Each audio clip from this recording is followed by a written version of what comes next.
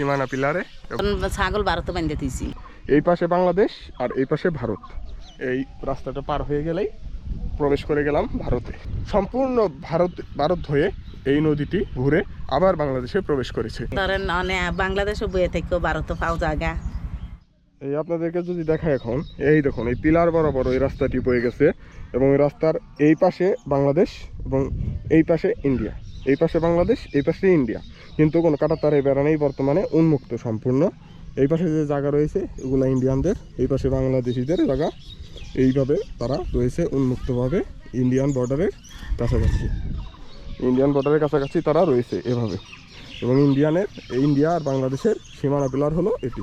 তো বন্ধুরা, আপনারা যে দেখতে পাচ্ছেন এই যে এই রাস্তাটি হলো ভারত বাংলাদেশ সীমান্ত। এই যে এখান দিয়ে সোজা একদম রাস্তা বয়ে গেছে। এই রাস্তাটি হলো ভারত বাংলাদেশ সীমান্ত। এখন আমি বাংলাদেশে আছি। বাংলাদেশ থেকে এই রাস্তাটা পার হয়ে গেলেই প্রবেশ করে গেলাম ভারতে। এখন আমি অলরেডি ভারতে প্রবেশ করে ফেলেছি। এই দেখুন আপনারা, এখন এই রাস্তাটি হলো বর্ডার। এর ডান পাশে ভারত, বাম পাশে বাংলাদেশ। এই পাশে বাংলাদেশ আর এই পাশে ভারত। এই রাস্তা বর্ডার, এই রাস্তাই বর্ডার, কাঁটাতারবিহীন বর্ডার, উন্মুক্ত বর্ডার। এই রাস্তার এই পাশে বাঙালিরা যেতে পারে এবং বসেও থাকতে পারে, কথাও বলতে পারে তাদের সাথে। এবং এই পারে বাংলাদেশ, এই পারে বাংলাদেশ, এই পারে ইন্ডিয়া। এই যে কাকি দেখুন এখন ইন্ডিয়ার জায়গা থেকে এই পাশে আসতেছে, উনি বাংলাদেশে চলে আসলো। এই আপনাদের বললাম বর্ডার, তার প্রমাণস্বরূপ এখন দেখাতে পারি আমি এই ইন্ডিয়ার যে সীমানা পিলার, এই যে ইন্ডিয়া লেখা আছে, ইন্ডিয়া সীমানা পিলারে। এবং এই পাশে যদি যাই আমি, এই পাশে গেলে বাংলাদেশ। এই সীমানা পিলারে এই পাশে রয়েছে বাংলাদেশ, এই পাশে বাংলাদেশ এবং এই পাশে ইন্ডিয়া। দেখুন আপনারা, এই পাশে বাংলাদেশ এবং অপর প্রান্তে ইন্ডিয়া,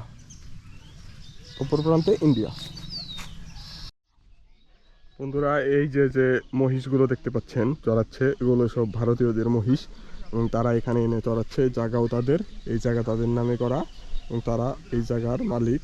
সেই সুবাদে তারা এখানে এসে এই জায়গায় তারা মহিষ চড়াচ্ছে এবং গরু ছাগল চড়াচ্ছে।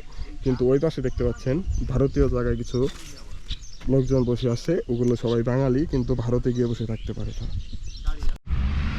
বন্ধুরা এই যে নদীটি দেখছেন, এই নদীটি সম্পূর্ণ ভারত থেকে এসেছে, ভারত থেকে বয়ে এসেছে। ওই দিক থেকে ভারত থেকে সম্পূর্ণ এই বাংলাদেশের উপর দিয়ে বয়ে এসেছে এই নদীটি। এই চোরাবালি না আর কি, নদীর বালিতে আমরা দেখতে পাচ্ছি একটি ট্রাক্টর ফেসে গেছে, আর ওঠানোর চেষ্টায় ব্যাকুল। আসলে আমাদের প্রাণের জন্মভূমি বাংলাদেশ। এই বাংলাদেশ আসলে একটি নদীমাতৃক দেশ, আমরা সবাই জানি। এই নদীমাতৃক দেশের বিভিন্ন পাশ দিয়ে বয়ে গেছে অন্য দেশে আরেকটি নদী, আর এভাবে কানেক্ট হয়েছে এই দেশের নদী এবং ওই দেশের নদী দুটি একসাথে।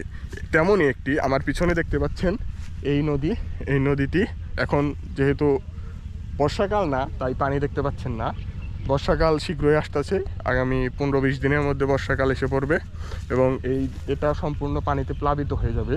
এবং এই নদীটি হলো ভারত থেকে বয়ে এসেছে সরাসরি, ওই পাশেই ভারত। ওই পাশেই যদি দেখেন আপনি, ওই আমার হাত বরাবর ওই পাশেই ভারত। ওই ভারত থেকে এটি বাংলাদেশ দিয়ে বয়ে এসেছে এখান পর্যন্ত। সম্পূর্ণ ভারত হয়ে এই নদীটি ঘুরে আবার বাংলাদেশে প্রবেশ করেছে।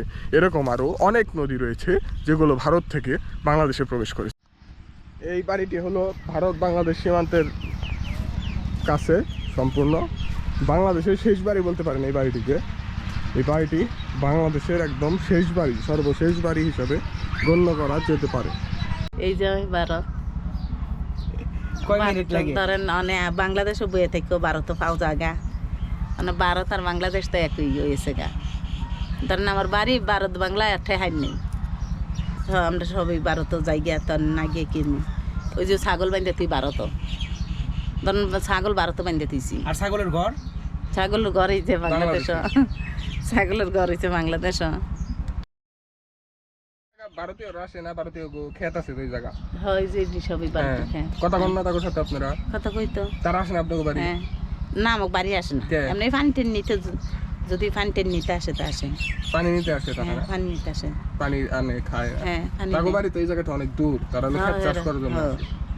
ক্ষেত চাষ করতে আসে আইসে ধরেন পানি টানি নেয় ওই থেকে বুয়ে বৃষ্টি দেয় তা পানি নেয় পানি নিতাই ভারতীয়রা কোনো সোয়াজিতেও দেয় নাই আমরা পাইও নাই কোনো কিছু পাই নাই এই যে সবারই তো জানাইছি ধরেন মেম্বার চেয়ারম্যান ব্যক্তিরই জানাইছি কইছি এই যে দেন না ফোরা টিন আপনি দেন না ফোরা টিন এই ঘন্টা আগুন দিয়ে পড়ছে সব এর ভিতর তো কোনো ধরেন 10টা আমাকে কেউ উপকার করে নাই যে গরু 80,000 গরু পড়ছে বুরকি পড়ছে 5টা বুরকি পড়ছে একটা সাইকেল পড়ছে আপনি রেডি সব পড়ছে কেউ খোঁজ খবর না নেওয়ার জন্য আসে না?